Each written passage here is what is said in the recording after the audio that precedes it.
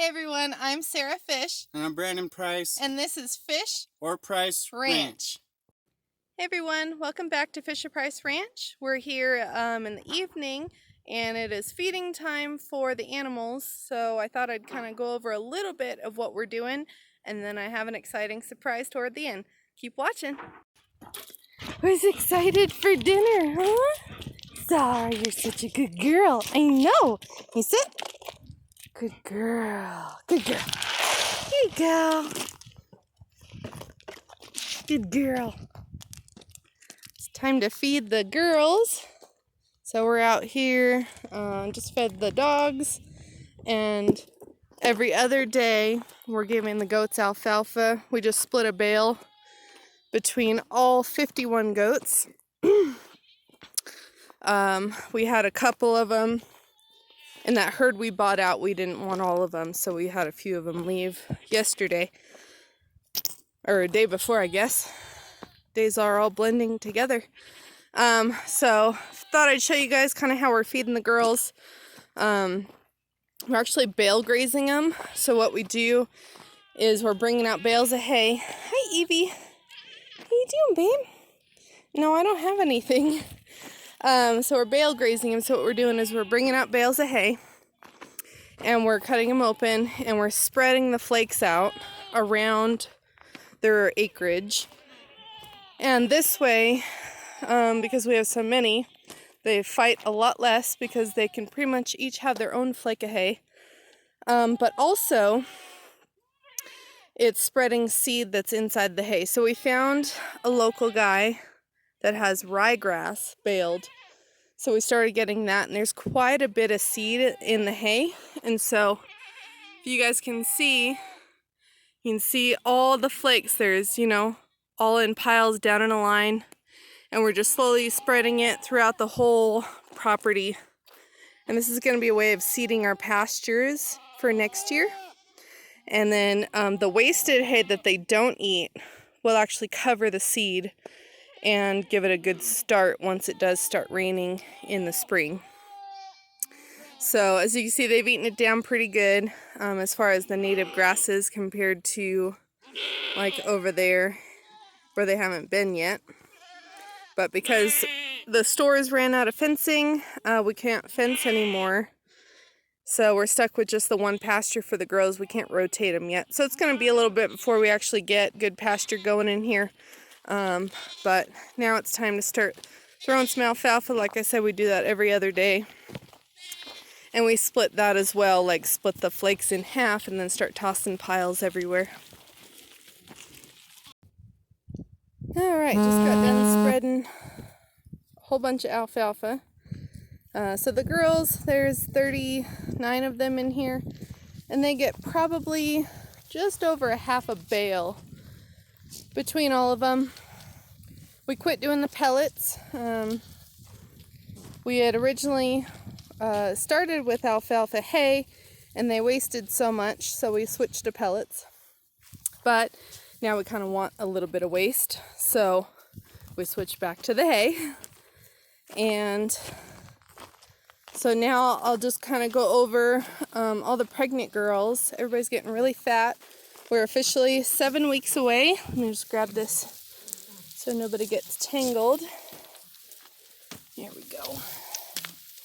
All right, so we're officially 7 weeks away before the girls start popping. And Goldie here is first. She's the first one due. She's definitely pregnant. Capers, right here, I'm still not quite sure if she's pregnant. If she is, she's hiding it very, very well from me. But if you guys remember my video on how to tell if they're pregnant, see how she's really like perky back there? Not very smooth compared to, see if we can get a quick look at Goldie here. Her tail's pretty fluffy, so I don't think so. We'll look at Pinky.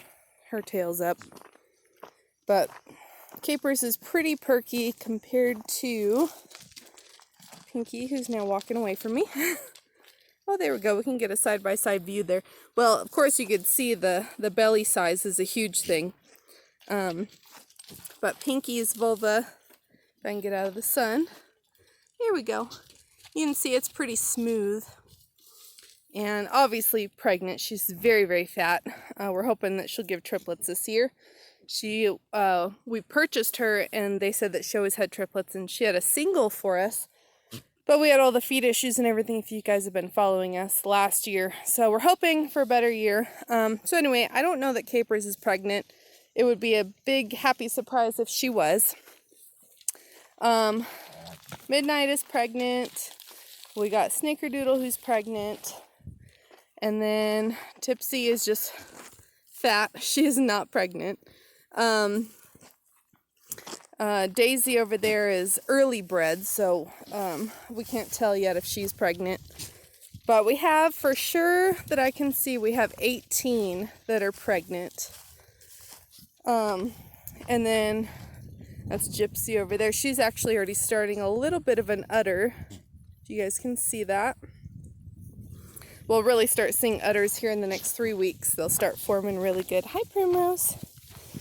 And we're very, very sad to say that it looks like Divinity did not take this time either. That's her daughter there from before. So anyway, any of the girls that didn't take will be bred in March. And then any of the girls that we haven't bred yet will be bred in March. You can see Savannah there's definitely getting an udder. And then this Toggenburg doe we got in that herd, and she's sold. She's going to be leaving us. And then that red Nubian doe over there, she's pregnant by a Kiko, but she's also going to be leaving us. We're kind of trying to be a little bit more picky on who we're keeping.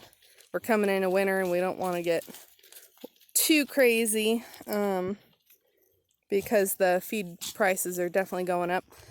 But Missy here, she is carrying a load for sure. I have no idea how many she has, but looking at her pedigree, which I didn't pay attention to before, she was a quad when she was born. So she's out of 4 siblings. And she's a big, long doe, real wide. So I'm curious to see how many she will have. So it'll be interesting. But everybody's looking nice and healthy. I'm not seeing any problems so far with anybody's pregnancy other than the ones that didn't take. So it's pretty exciting news there. And I've got one more surprise for you guys, but it's in another pen. So we're on our way over to the other pen, but I thought I'd stop real quick and show you guys how the Weathers and young bucks are doing. Hi, Thor. Thor's doing such a good job taking care of them, aren't you? Yeah, you're a good boy. You're a good boy. So there's Reed, and that's Jim. That's our other Weather. We're going to be raising Jim up for food. He came with that herd that we bought out. There's Jack. He's been losing some weight. He's looking really good. He's still got a little bit more weight to lose, but he's almost there. And then there's Joe. And then here's Bruce and Cypress. Man, they're growing so fast. These guys, I think about a week we have to do their 150-day weights. So it'll be interesting to see how much they've grown since we have moved here and everybody's gotten settled. But that's all that we have in this pen right now is just the 6. Well, there's Hulk. Gosh, he's gotten so big. They grow so fast, don't they? Huh, crazy. Heading over to see the chickens. Yeah, good boy. I've come in to feed the chickens, so I thought I'd give you guys an update on how they're doing. Hey, chickens!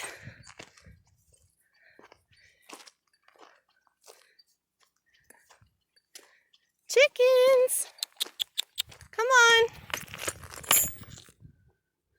Come on, chickens!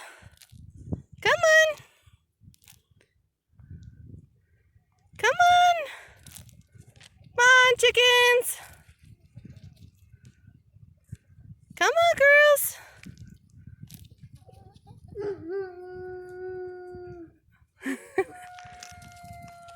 Hulk is being jealous over there.